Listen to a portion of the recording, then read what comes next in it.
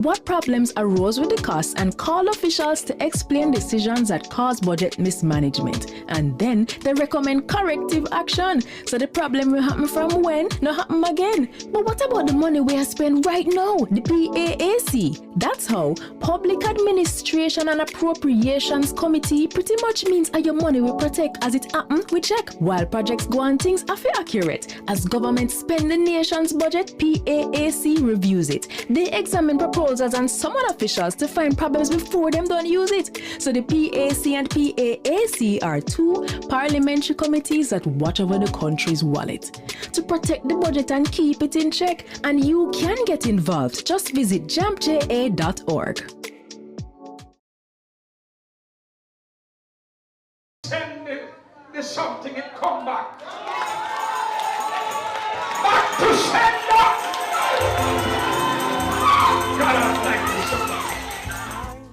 Miracles await and miracles abound. Tune in every Sunday at 7 a.m. for your share of the Miracle Revival Hour with Reverend Dr. Blair. Come for the word, stay for the worship, right here on PBCJ. Miracle worker, work one for me.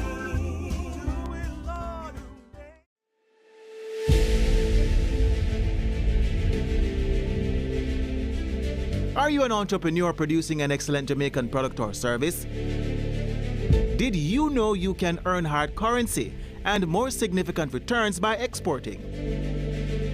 Contact the Ministry of Industry, Investment and Commerce to help propel your business along the export lane. Everything you can produce, the Jamaicans overseas want it. We're not going to get rich by just bringing down the debt. We're going to get rich by exporting a lot more. So grow exports, create job opportunities, drive economic growth through exports to make Jamaica a richer and much more prosperous country.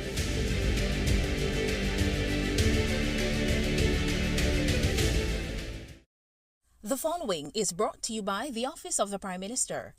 Your government is empowering you through education, training, and development. That is why we have removed all fees for every Jamaican accessing training through the Heart NSTA Trust. So, whatever you desire training in, food and hospitality, beauty and cosmetology, housekeeping and hotel management, welding, carpentry, masonry, or any of the dozens of programs Heart offers, you can enroll completely free and change your life. We are building Jamaica. The proceeding was brought to you by the Office of the Prime Minister. Each year, the Jamaican Parliament approves billions in tax dollars to buy goods and services for Jamaicans. Awarding contracts to private companies to provide public goods and services is called public procurement, and it is a major hotspot for corruption. Can citizens spot the red flags in public procurement and help the government protect our taxes? Yes, they can. And here are 6 to watch for. Direct contracting. When contracts are frequently awarded to one supplier without other companies competing to offer a better price and quality, we usually end up paying more and getting less. Contract splintering. Big projects need big money and higher level approvals. But if the contract is cut up into smaller ones, it won't need external approval from offices like the Public Procurement Commission or Cabinet. This makes it easier for contracts to avoid additional scrutiny. Timing of advertisements.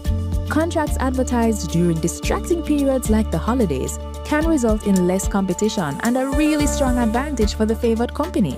Like Christmas time, work slows down and companies are less attentive to business opportunities.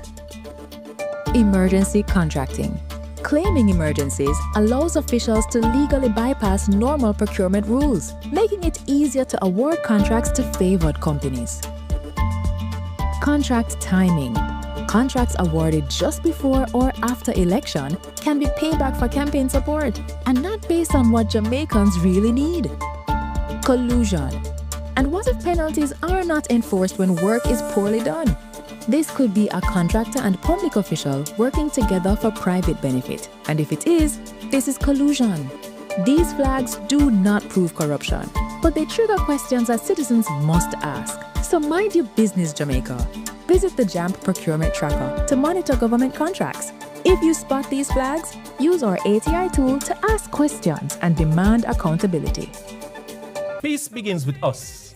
Every act of kindness, every step towards understanding brings us closer to a brighter tomorrow. Let's choose unity, compassion, and hope. Together, we can build a future where peace reigns. Brighter tomorrow starting today.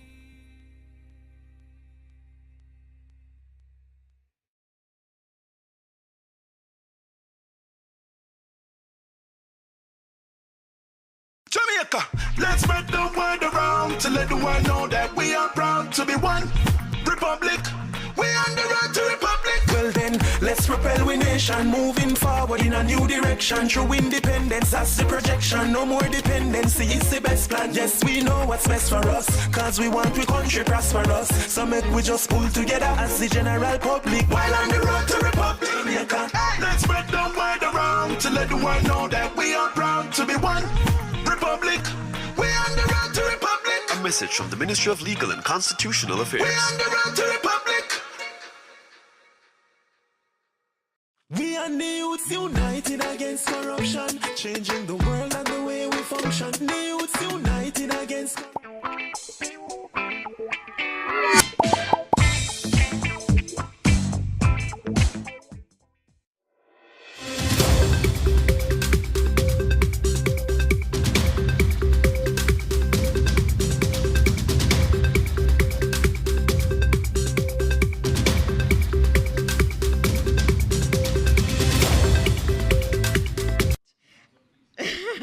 But equally as impressive, and I'm sure that's why you're here, is to also hear Senator the Honorable Aubin Hill, or Minister of Industry, Investment and Commerce. He will be briefing you on the cement issue, because that's been one that's been in the public domain quite a bit, so you'll be hearing about that. He's been doing tremendous work there.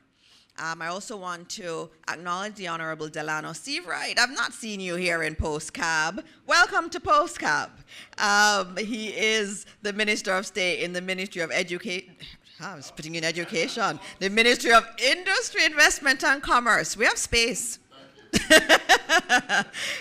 All right, but it's good to have you here, Minister Seavright. It's not usual that we see you here, so it's very good to have you here this morning. I also want to acknowledge the permanent secretaries who should be here but aren't here. I want to acknowledge the teams from the Ministry of Industry, Investment and Commerce, and also the Ministry of National Security and Peace, who are here supporting the ministers. We have some student leaders, as always, here. I have Malik Harris, who's representing the National Youth Council of Jamaica, and Mr. Keshawn McGraw, President of the UE Guild, and other members of the executive of the UTEC Students Union. We also have lots of members of the media, Jamaicans watching at home and abroad. Good morning again to you all. And we're going to get started as we keep this tight. So first up, we're going to have Minister Hill come to give you an update on some important adjustments that have been made to serve the business community and the broader rebuilding effort that's taking place in Jamaica. Minister Hill, we look forward to your presentation this morning. Please welcome him. Oh, I'm on this side? Yes. All right. I'm generally not on the left side, but I'm over here this morning. My good colleague, wonderful friend, Minister Dr. Dana Morris Dixon, thank you so much for hosting these week after week and for being here with us today. Cement is a very important part of any country's business, especially one that is developing and building. And wherever I've worked around the world, many economists look at what's happening to cement to know what's happening in the economy. We've had since many years now as a cement producer here. We realized that as a major investor in the country, and by now, last year, the year before last year, they put in between 40 and about $60 million US invested in Jamaica, a total now of well over $100 million US invested. So we have to have that production ability in our country as we build out our country. That, though, is not sufficient. We had to have a safety valve. So we gave one importer, Buying House, as you all know, the right to import up to 15% of the production capacity of cement company, even while cement company from time to time, when they close the factory, have to import, and we give them import amounts as well. Because of Melissa, after Melissa, in October, cement sales dropped to very, very small amounts. Nobody was building. We had to clean up the streets. I remember I was all over the country, all 7, 8 of them, looking at getting mom and pop shops back together. So cement demand really fell. It started to grow again near the end of November, and certainly into December, January. It grew a lot, much more than, frankly, many importers and producers expected. In addition to that, the cement company had just put in a new kiln right in February, March area. One of the conveyors, brand new stuff they brought from Italy, didn't work. It's a mechanical system. Even your fancy cars, sometimes when you pay all that money, sometimes it doesn't work. That didn't help. Then there was a rainy season that happened, and even the clinker that they dig out of the ground over there in Rockfort was too wet to make the kiln work. A number of things came together. Because of Melissa, Buying House, 4 warehouses, big warehouses in Montego Bay, lost their roofs, cement was lost, cement company had to step in to produce. So a number of things came together, and we had a shortage. People heard about the shortage. It began to sink into, I went out into the market myself, Clarendon and elsewhere. We had my technical people from the ministry. We checked with at least 16 distributors, and we realized what the shortage was. But out of that, we got market information. So we gave, cement company had to import more. Buying House came back into the market. Above their quota, they got additional amount. They started to import. And of course, when you're importing cement, you can't always get what you want. You have to get ships. It's a complex arrangement. So when we got to that, we had to take extra steps. Cabinet, of course, with information that we got from the market, we had to look at compounding average annual growth rate, CAGR, and see how we project what cement demand will be. And out of that, we decided that, after discussion at Cabinet, we're going to offer other importers apart from Buying House. There were 3 or 4 others that the Cabinet approved, that they could import various amounts of cement to make sure that the demand that now after Melissa is gone, people are putting on back their roofs, but they're not putting on metal roofs. Many of them are slabbing their roofs, more cement. You have to build back the houses, some of them that were blown down, more cement. You're building roads, sometimes roads and culverts need cement. So the demand was great. So we at Cabinet decided who we would give additional amounts to, and we did that, and therefore we know now that the demand supply equilibrium is coming back to normalcy. We know cement company has imported a lot more. The new importers are out there setting up their arrangements. So cement has become much less of a subject. The shortage has become, and we know that the supply is here to meet that demand. I must tell you, though, that the demand we're looking at does not have anything right now to do with NARA. When NARA comes in, there's going to be a whole different calculation, because big projects are going to need special amount of cement, and after the projects, those demands won't be there. So we have to put special arrangements, which we're thinking of, and we know largely what we're going to do with the NARA demand, but it's not in this allocation of imports. That's the broad outline. I'm willing to take questions, and of course, I'll answer details as you ask them. Okay? You take them afterwards. Thank you very much, Minister. All All right, thank you very much, Minister Hills. You've heard it.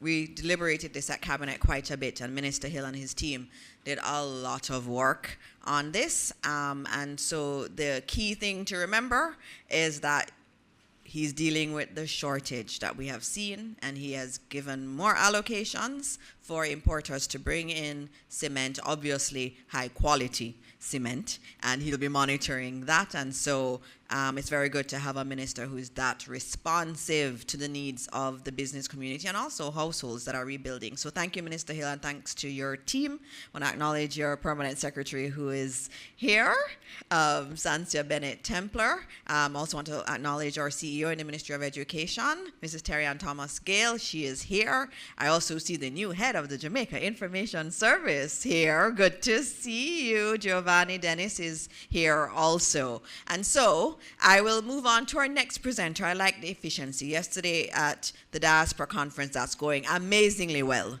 The PM spoke about efficiency, and we need to not drag out things longer than they need to be. So we're going very quick this morning. And so today we have with us our Deputy Prime Minister and Minister of National Security and Peace, coming to give you an update on a matter that's been in the public domain since yesterday, and we want to clarify everything for you. That's why we're here. And so please welcome our Deputy Prime Minister, the Honorable Dr. Horace Chang. Thank you much, colleague, Minister Dina Morris-Dixon, and good morning to the teams here. I think been recognized by both this moderator and my predecessor, Minister Hill. It's my privilege to join my colleague this morning at these press briefings. I said there seem to be a very great turnout, so there might be some expectations. I don't know how much I can satisfy that. But there have been issues in the news recently. A privilege to be speaking to the trans-TCN, third country national that I passed through Jamaica, but it has been headlined a number of other features which I need to clarify before I speak, and I have to do the clarification and take the questions. First of all, Jamaica is not receiving any deportees from the United States, except Jamaicans. May I repeat that? We have no agreement, no understanding to accept deportees from the United States. We accept every month 100 Jamaican deportees. And we have the expertise and the staff to manage their entry into Jamaica. That arrangement was negotiated by professionals so that they can come in a structured, organized manner and be resettled in Jamaica, their homeland. The cost of that is all Jamaican. We are receiving, and we have no agreement to or understanding, the MOUs, to receive convicts from the United States. And this, of course, the Jamaicans are deported, which we have agreements, because America is our primary ally and primary partner in trade and in security. And we do have deportees from Jamaica to the United States from time to time, or we have occasionally from the United States convicts. But we have no agreement, no understanding, and there are no discussions to accept convicts from the United States. In fact, anyone coming from the United States is reviewed by the NIB before I indicate that they can land in the country.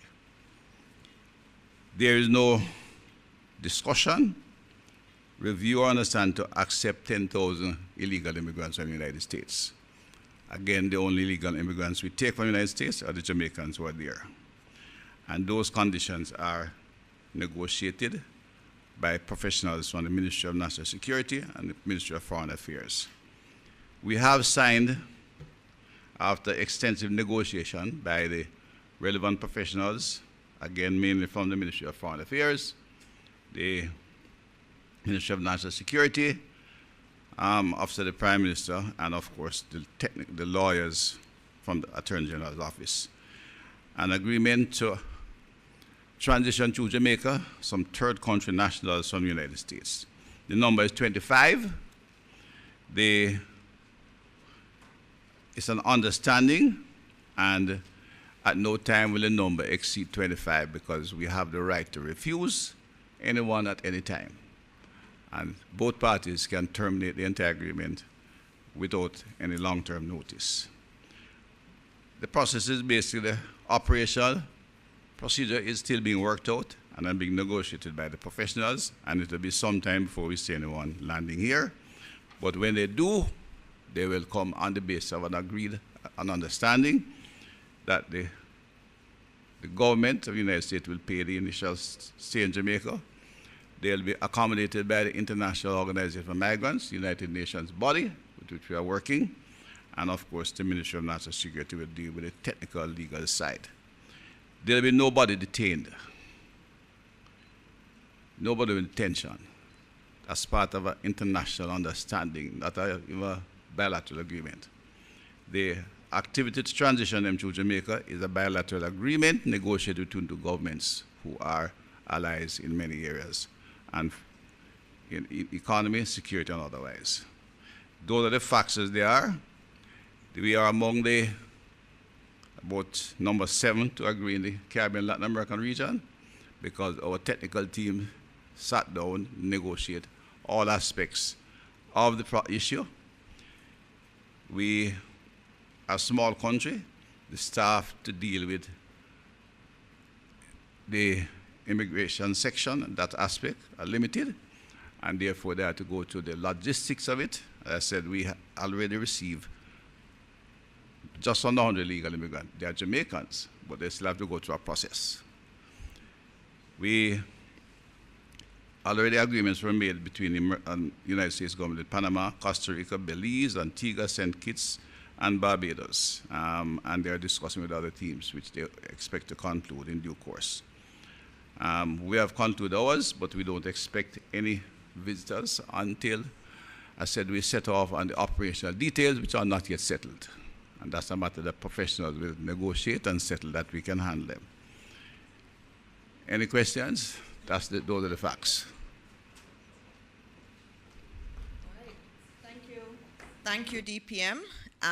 So we're being efficient again, and we've given you the details. You would have seen the press release that was done yesterday. It gave a lot of information in there, and the reason a lot of information was given was because we wanted to say to the public, look, this is it. We've laid everything out. This is what is there. It's not finalized. There's some operational details to be finalized, but we gave a lot of details. And so we're here this morning ready to take your questions. Remember, Minister Hill is also here on the issue of cement, which has been in the public domain a lot. He can take questions there also. So let's go straight to the questions this morning. Morning, everyone. Mahiri Stewart, Nationwide News here. Question for Dr. Chang. Who initiated the MOU and when was it signed? No, MOU between countries are not a matter of initiating that. The Americans have which is the country, the immigrants have an issue that they are trying to settle, and we are one of their allies in the Caribbean, and we had discussion, it was initiated. We had discussion which had been prolonged, and we came to an agreement. The agreement was when? A few days back, I signed it. I think today is Tuesday, Wednesday, or Thursday of last week. So remember, Mahiri, that the U.S. government has these agreements with several other countries. So this is something initiated, an initiative. Besides the Several Country Minister, the Americans are our primary trading partner, primary security partner. We have bilateral relations in the United States, and what we call the ABC countries are very established. And discussions continue between the governments. We are, of course, the smaller partners, a fact of life. We are small, but discussions, bilateral discussions take place between governments that close on an ongoing basis. This is one in which they would have taken the lead because it's their problem, and one in which we can have some assistance.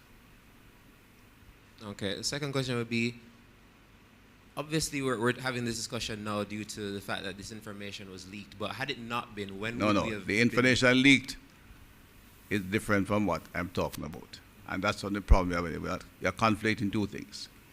Some information suggesting that we were in the process of negotiating the reception of 10,000 illegal immigrants.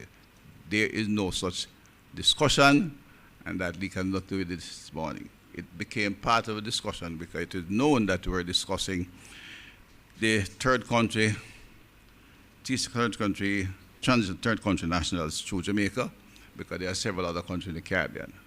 We signed on Wednesday, and we decided we'd make a statement on it, and I reserved that statement for the diaspora event in Montego Bay yesterday, and we would have sent the press release out as normal.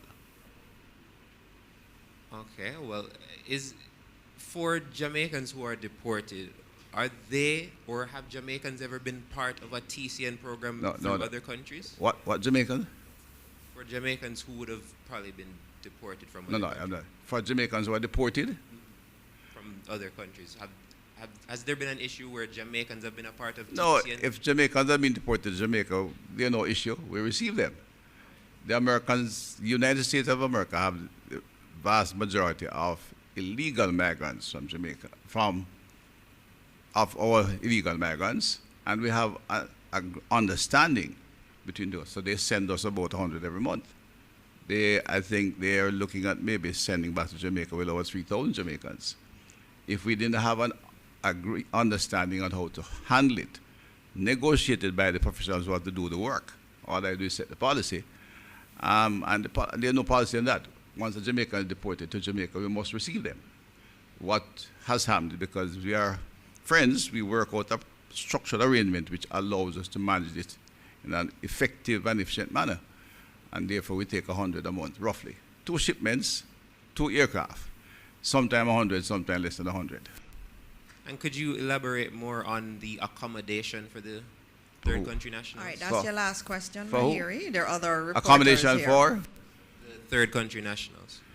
No, well, that's one of the issues that has been worked out. We'll have to work with the International Organization for Migration to find the appropriate accommodation for them. Until that is done, we can't receive any. Morning, Kimon Francis from the Gleaner. Just to clarify, the Gleaner at no point reported that 10,000 TCN illegal immigrants were coming to Jamaica. No, not TCN, at no point. deportees. At no point. Question. No, don't confuse the thing. 10,000 deportees is different from 10,000 TCNs. They are not MOU deportees. They are not being detained. They are doing transition to Jamaica, and they have to put in a comfortable place to stay. The MOU we were privy to that came from the US's embassy classified them as deportees. Right. Question, just seeking clarity. Did the U.S. initiate contact with Jamaica regarding the TCN arrangement, or did a senior government official first communicate that Jamaica is amenable to such an agreement? No, TCN is an American request. They have done so with several allies across the region and throughout the world. So it's their challenge that they're trying to resolve in a human way. So we never suggested it? That no, we couldn't suggest that. We don't have a problem. That's why we suggest. Okay. I mean, we don't have a problem. On this occasion, they are friends and they're seeking our assistance to resolve the problem. Did the U.S. at any time communicate that the arrangement could see Jamaica receiving up to 10,000 third country nationals? No, there's no such discussion between the governments of Jamaica. Through no communication at all? No. Okay. Well, if somebody talked to them on the street, I don't know about that. I am responsible, and the minister, all communication that goes to the government of the United States, I've personally in the case said to the diplomats, it goes to the Ministry of Foreign Affairs. They come from my office. Any communication with the United States government on immigration goes through the Ministry of Foreign Affairs and Foreign Trade. Okay. And no such communication or information has gone through. Okay. DPM, can I just add one thing? Cabinet decisions, there's no such cabinet decision on record. That no too. such cabinet decision. But And I've gone through all the cabinet decisions. Cabinet decisions they come through me to Yeah. Foreign Affairs. But again, I didn't get that far. It's just that we have had no such communication. Again, it wasn't a decision. I asked about communication. Right. Why transit through Jamaica and not directly back to their country or their destination country? No, that's a technical issue which have been discussed, and it is, as I said, several countries. Not why Jamaica is one of the an American ally in the Caribbean, and we work that through. It's the way it goes. I think the philosophy behind it, and I can say that is why, is that if they stay in the United States, they have an opportunity to apply to stay. So the people are coming, and they're coming literally from being apprehended at the border and sent to Jamaica after some routine checks are done. They don't intend to stay in Jamaica, so the United States pay their airfare and they go back home. Their return rate so far has been about 94%. A few have opted to stay. There are a couple of Jamaicans in another country who are not coming back to Jamaica. They were deported by the United States. When that happens, the numbers in the next shipment drop by that number. So if all 25 decide to stay, so there'll be no crowding on Florida of Jamaica. If all 25 decide to stay, we stop the program immediately. And that's in the document. I don't know if you saw that part of it, but that's in the. And then the report, you said you have a document, and I'm saying, I don't know if you saw that. All right, let's go to the next question. Zara Burton, 18 Degrees North. Good morning. For how long will the MOU last? It doesn't have an end point. No, it does still have the starting point either. It's an understanding which, while there's a need, we will work with. If we find it impossible to pursue it, we discontinue it.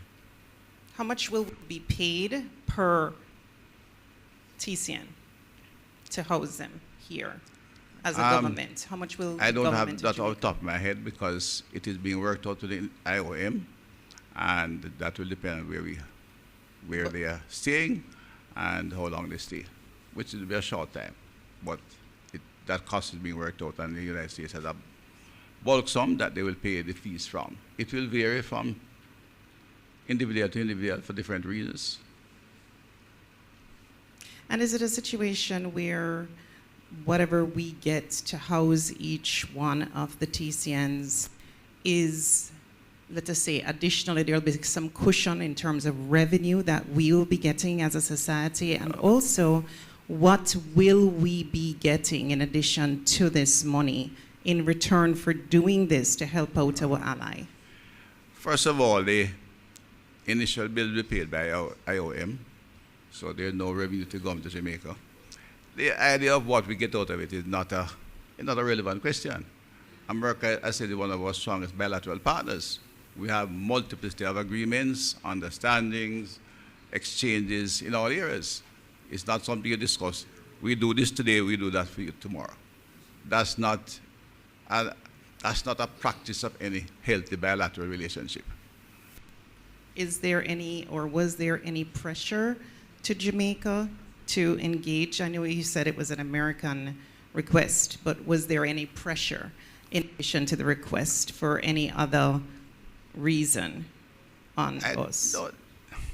Did they threaten to cut visas, or did they allow us to maybe have a revamp or reconsideration of processing of immigrant visas or something? You're a long-standing journalist and an intelligent one, and no international discussion proceeds along those lines. We're not at war with anybody. Iran and America at war, they discuss Strait of Hormuz and bombing about his, but that's a war. We are two friendly countries, we have bilateral discussion daily. That kind of discussion doesn't take place in a healthy bilateral relationship. Reuters had this question: where from will the TCNs come? No, there are people who have been found in the United States illegally. And what national? Do you have a cutoff on certain kinds of nationals or all kinds of nationals? One of the operational features for some of the Caribbean islands, just smaller than ours, is that they are Caribbean nationals. But initial discussion, we were looking more that they speak English. They speak English, that's the criteria. Initially, that's not settled it in the operation, but that's that's our primary demand at this point. I think there's a question in front of you. I saw her hand go up first, and then we'll go back. And just confirming, it's a cabinet decision, you said, right, Minister? Which, the TCN? You said there was no cabinet decision. No, there was no cabinet decision on what was asked previously about the 10,000. Right, but I'm saying it was a cabinet decision. There is a cabinet decision in this MOU? on TCN, and that would have been discussed. All MOUs we have to inform cabinet. Yes. Right, so it was a cabinet decision ultimately, even though you, Minister, signed. Yes. Okay. That's how MOUs work. You have to take them to cabinet. I'm a creature of cabinet. Okay. It doesn't, anything I do on behalf of the government have to be approved by cabinet. as well as a creature of instruction that has to come from Cabinet and the Prime Minister. Good morning, Adira Truth from Roots 96.1 FM. My question is actually to Senator Hill. The question, yes. Thank you very much for that. No problem. Yeah. You can come here. Yeah. You know, like the question that I have is, Minister Hill, in light of the challenges experienced by the cement industry in the ripple effects of recent supply disruptions, are there any measures considered to improve the sector's resilience and reduce the likelihood of future shortages, especially given Jamaica's vulnerability to hurricanes beyond temporary importation allowances? It's a good question, and thank you very much. There are, I was hoping that I could just leave, but clearly that's not going to happen. It's a good question because when you have one supply of anything in any country, there's always a question of, are you just giving one supplier the chance? Are you taking care of the demand and the customers in the country? And when you have a small country of relatively less than 3 million people, how many cement plants can you have? There are people who talk about it and who might even say we were going to put money into it. But as policymakers, as we have to discuss at Cabinet about the country, we have to have one manufacturer that is here. First of all, we have all the limestone we need and lots of clinker. If we are going to have two, what's the market demand? Remember I told you we looked at the compound aggregate demand, and we say, well, there is not, the demand, the production that we have here is about 1.1 million metric tons. Normal situation, no hurricanes, none of those things. It's enough with a little bit of imports to take care of it. If you're going to put in a second plant, what is the economic break-even point for a cement plant? It's going to be many hundreds of metric tons.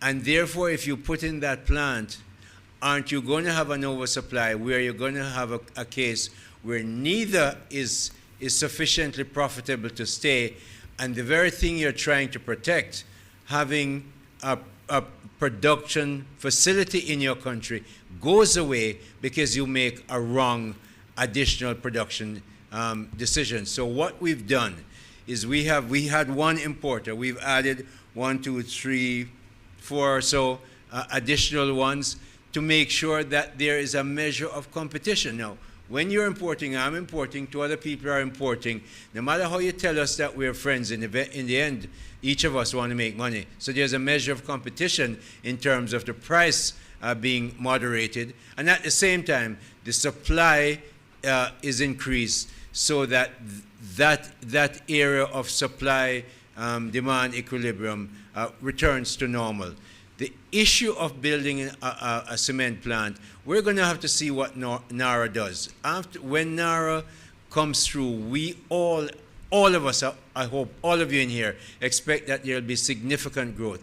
Just the building. When you build, you have a truckman who is going to have, you're going to have a cement people, you're going to have craftsmen who get money. That money turns in the economy. We expect growth from it. When that new growth level comes, we then look again and say, well, is one plant enough for where we're going and where we have reached? At that time, a decision, a future decision, but I don't think we're there now, given the kind of analysis we've done in the market and the demand that we're looking at and the additional import quotas that we've given. Okay. Hi, good morning, everyone. Good morning, ministers. Sashona Small from the Gleaner. I have two questions or three. To Dr. Chang, will the MOU that is signed to govern how we interact with the TNCs, will that be made public? Will the MOU? Yes, be made public. It's a public document. Yes, it will be public. It will be available to the public. We don't normally publish them, but it's available to the public. Okay. And can you tell us what is the latest, or give us timelines in place for the construction of the new modern prison? Yeah. That's still some way off, but it has nothing to do with it, with the current status. The individuals we are receiving in the United States will not be detained in any of our corrections. I'm just asking that question. But the prison itself is still, we are acquiring the property in St. Catherine, and it is somewhere down the road. It will not become under it will not be one of the fast project. It's a huge project. We're looking on the possibility of about $30 billion. In fact, I would say that the police, well, there are several police facilities we'd like to build before. We have had to make significant efforts to improve the conditions like we're doing for police in our prisons. The population is 3,700. We have space, but we have been improving a number of them for the specialized prisoners we have. Oh. I do have a question for Senator Dana Morris Dixon. The Justice Minister, Delroy Chuck, has said that Jamaica does not have a human rights problem. Is that also the government's position? Well, obviously, we are a country that believes deeply in human rights. That has been at the heart of our mandate. And even if you look in our manifesto from last year that we used to tell the public what we were doing, we actually wrote about human rights and how important human rights are in terms of this government. And I think if you look at our track record, that's been very clear that that is a guiding principle of this administration. So I believe this administration deeply, deeply believes in human rights, and I think we've been operating under that premise as an administration. And you see it in the institutions, the support for the institutions we've given human rights is important. And if I may ask a final question to Senator Aubin Hill. Sure. Come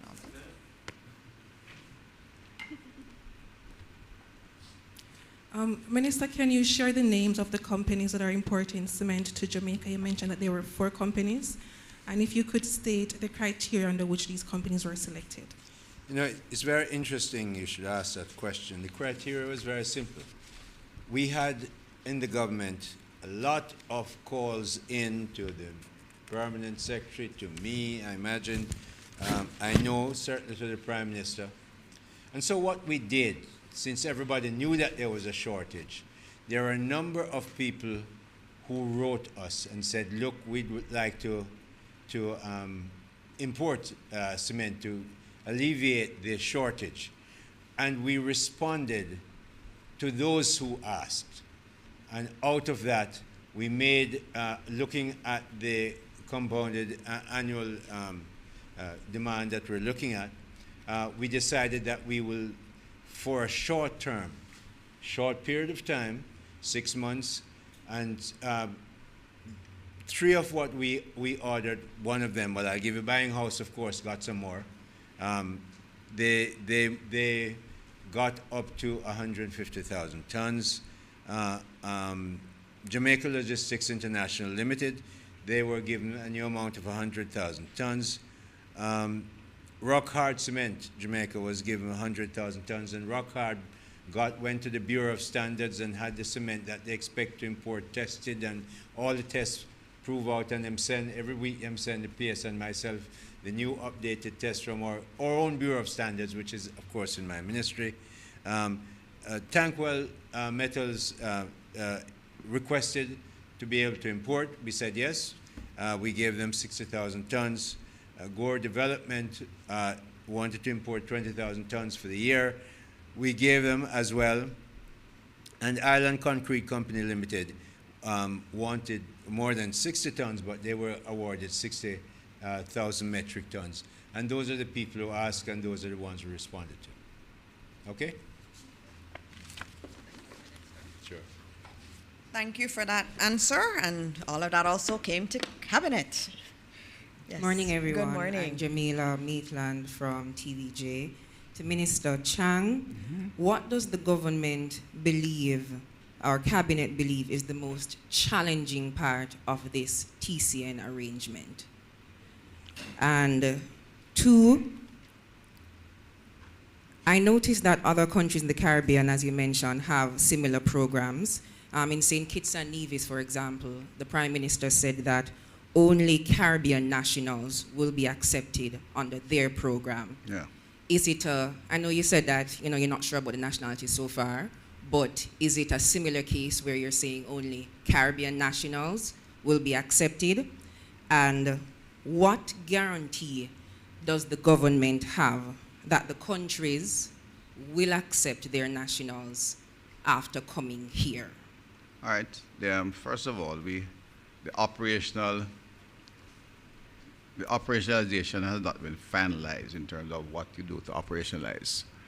And in talking to the professionals, well, in exchanging thoughts with the professionals who are doing the discussion, this is a matter that I discuss with technical people in the ministry who have experience and found that the primary criteria of established that they should speak English, which they should speak English. We have put nothing else on it. Would prefer if there are people who have skills and if they can speak English, it makes it easier to come to Jamaica. That's the only criteria. I have personally confirmed with the technical people. We look at other things. Jamaica is bigger than St. Kitts, and therefore we are like a more metropolitan country. We have Spanish tourists, we have German tourists, we have Japanese tourists. So the likelihood is that we'll get third country personnel from across the globe. We are seen as a possible assistant, not just to take a few for ease the pressure, but we have excellent air transport out of here to Europe and elsewhere, and that's why we have been asked to assist, and that we'll therefore work with our Jamaican professionals, work their counterparts to see how to operationalize when we settle the other issues like accommodation and timing and screening as is required, because we screen them coming in anyway. But we will have some indications that the NIB will look at that to ensure when we have the names, we're not getting the criminals or somebody else of ill repute. There's no guarantee what you're in this kind of agreement. There's no guarantee either way. When they get here, there are people who are moving illegally through very difficult challenges to get to the United States. As I said, they have been to other countries, and their immediate response in the first fortnight to get out is over 94% leave back to home country. They are not criminals. There are more people looking at a different opportunity. Jamaica, we have a big name, which is justified and a good brand, but the raw reality, which we sometimes tend to overlook, our per capita income is $7,000 per capita. It doesn't offer opportunities to people who are seeking to achieve a certain level of quality of life away from Jamaica and to live their dreams. They go to a country with a per capita income of $8,000 per capita. And that's where they're heading for. Majority are going to look to head back home and find a way back in the United States. Like some Jamaicans do, we take them in this week and they find a way back to the United States next week. People are doing that kind of activity. That's how they behave. And when we, in the real world, as a government, we have to take decisions based on what we see as best practice. We can't make guarantees. All right. And I said, to other countries where the per capita income doubles ours, they have moved, I said, 94% moved within 2 weeks. Yes. And I said, the understanding is, if they stay here, we don't take any more. And make that very clear. At extreme end, if 25 say, the first 25 come and say, we're staying in Jamaica. You may not have the income, you may not see the jobs, or the, they might be professional, like the one Jamaican professional who is staying where they are. They have no interest in coming back to Jamaica. They get a job and they actually get a pace compared to Jamaica, but they want to stay there. They may say that. If 25 come, then the program stops. I repeat that. If the 25 come and say, we're staying in Jamaica, the program stops. Ceases. Immediately. All right. I believe we have Liver now. Good. Morning, everyone. Liver and Barrett, the Gleaner Company. Minister, I wanted to just pick up. My question is right where you left off just now. Given that the agreement is now signed, can you tell the people of Jamaica what framework the government has put in place to ensure that none of the TCNs that we accept, that they don't leak into the Jamaican society? That's one. And two, Minister, can you sort of explain the difference in the handling of a TCNs as against the handling of the Haitians when they come here? The TCNs are being brought here under understanding we have worked out with the United States government, and then they are handled in conjunction with the IOM. Haitians are coming here illegally. They are all illegal migrants. And we take positions to return them to their home as quickly as possible, directly. We don't have to send them to a third country. Those who stay apply for asylum, and we have to keep them in a place of, so we have to detain them until then. We don't detain TCNs. They are transitioning, or literally transitioning through the country. You go to an airport, and you are transiting on it, you wait a flight to the next one. If you land, technically it's almost similar to that. So the Haitians who are here, their cases are in court. Some have gone as far as they go to our courts first, and they go to the international courts, and they seek to get asylum. If they receive asylum, we keep them. It's international law. If they fail to receive asylum, then we send them back home in the nearest. Well, the best way we do it, we use our ships and send them back home. Two different things. We have a set of people coming from a friendly country, which we want to negotiate an understanding to bring them here and transit them to their home country. Haitians are coming here illegally, and we treat every other illegal migrant. We get illegal migrants from Pakistan, if I recall, our kind of recent ones, and other countries, and we send them back on the next flight. We get illegal migrants from the United States. Sorry, who? In interest in the what? How do they leak into Jamaica? No, what are the safeguards? It's not about the leaking. We have received them in the country. Our status, they're here. They're not leaking. If they choose to stay, then we have to deal with it differently. Well, not differently. If they choose to stay, then they will have to apply to our courts for asylum status, and if they get asylum status, we retain them. If they don't, we send them home. At that time, we'll have to send them home at our cost. All right, so I'm going to take Crystal. Crystal, you're the last question. Okay, yes, and my question is for you, name Senator. and my name is Crystal Williams from CVM News. Sure. And I'm asking Senator Dr. Morris Dixon if you can give an update on the state of Port Antonio High as they've lost a student, and Ascot High as they've lost a teacher, both to gun violence recently. Yes, no, that's, and you have the Minister of National Security and Peace here. And it is something that is affecting our school community big time, and that's why when we see the decline in the murder rate and crime generally, we in the Ministry of Education celebrate, because it means less of our children are affected, less of our families are affected. Our children are experiencing a lot of trauma in their homes, through violence in the home, and also in their communities.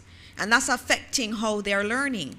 And so I have a challenge, and the team in the ministry has a challenge in terms of the country says we need to get better CSEC passes, and I agree, we need to get there. But there are also certain enabling factors that are important if we're to get there. And so the violence that our children face and our teachers face in their communities, that trauma takes, it manifests itself in the classroom. It affects brain development. It affects how they learn. It is real. And so those challenges are some of the other non-Ministry of Education challenges that we have to deal with. And it breaks our heart every single time we lose a child or we lose a teacher. And in this country, we have to mourn every death. And when DPM and the team speak about the reduction in crime, it may seem esoteric sometimes, but it's lives that have not been lost. It's children who have not lost their parents. And so it's very important that we continue to talk about it, celebrate the wins, but understand that there is more work to be done. And I thank the Ministry of National Security and Peace. They're doing fantastic work with us in the Ministry of Education, and we're going to be bolstering that, because we have to build a generation of young people who understand conflict resolution and understand deeply peace so that we don't continue to perpetuate this cycle of violence. DPM, I think you wanted to say something, or you're good? I think it should be said. School violence is something we recognize a problem.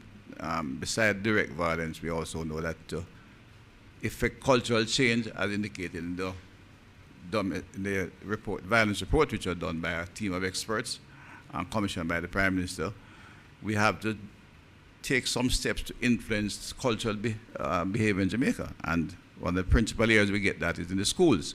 And we have a very extensive program. I think we are working in 39 schools now, and we look at how to scale that up to all the schools that seem to have vulnerabilities and go beyond that. We started with the schools which were primarily near to the zones of special operations, which have clearly defined vulnerabilities, and we are working through those to bring about the kind of support and changes that will reduce this kind of incident.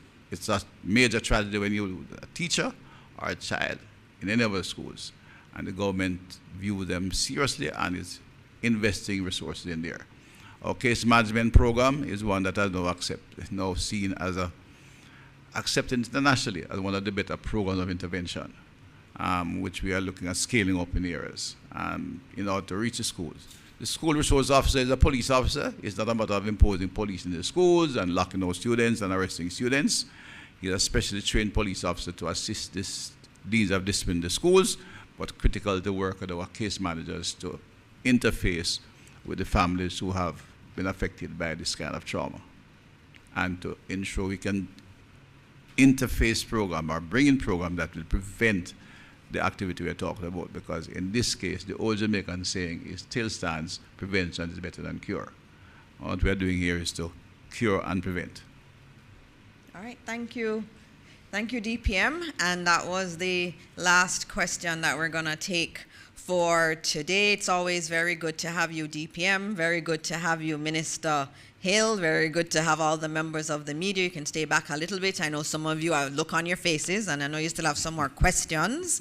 We are staying here with you. Just as a wrap up, this is a post-cabinet press briefing. You'd have heard what was discussed in cabinet. The cement issue was a big one, and Minister Hill has given you indications that we have approved increased importation of cement, and that we are expecting that will ease the pressures in the market. We've even heard of the persons who need to do burials and having issues with that shortage. We've been listening, and we have acted on that one. In relation to the TCN issue, I know I heard a lot of the talk yesterday while I was at the diaspora conference, just people calling about it. As you heard from DPM, and I'm just closing out, these are US initiated agreements. Many countries have signed them. The United States is a good partner of Jamaica, has been for a long time. The teams negotiated this MOU for a long time, and they were back and forth for many months on it. Cabinet got it. Then after the negotiations, Cabinet deliberated for quite some time on it, and Cabinet approved, but we're not final. There are terms, as DPM has told you, that we need to finalize. Once those are finalized, we will come back to you and say to the people of Jamaica, this is what we expect to take place. For my post-cabinet notes, I have details here from our cabinet meeting that would be presented to you. I was preempted by someone yesterday, but we are, as always, coming to you with the details. That's why that press release was done yesterday, with a lot of details that usually bilateral agreements, you don't issue releases like that. But we felt it was important to clear the record and to tell Jamaica what it is that we are doing, and the fact that we truly believe we are acting in Jamaica's best interest. And so I thank you again for coming this morning, and we look forward to the next post-cabinet press briefing, where we will again make ourselves available to the media to answer your questions. So thank you, and as always, may God continue to bless this wonderful country that we call Jamaica. Goodbye, everyone, and I'll see you next week. Thank you. By the document I signed off on, it didn't have deportees in there. Just for information. Don't define the TCN. Last word from DPM. DPM, say it again, one more time. TCN document I signed, I just looked at the release. I said, no, she should not have had deportees in there, but it may have, the one you see may have had it, I don't know. But I didn't approve of it. So right? the document he signed does not have the the release word I have deportees. out here, sorry, I looked at the release. I didn't use deported in there because they're not supposed to be. They are not deportees. All right. Thank you. Thank you, everybody. Have a good rest of the day. Thank you.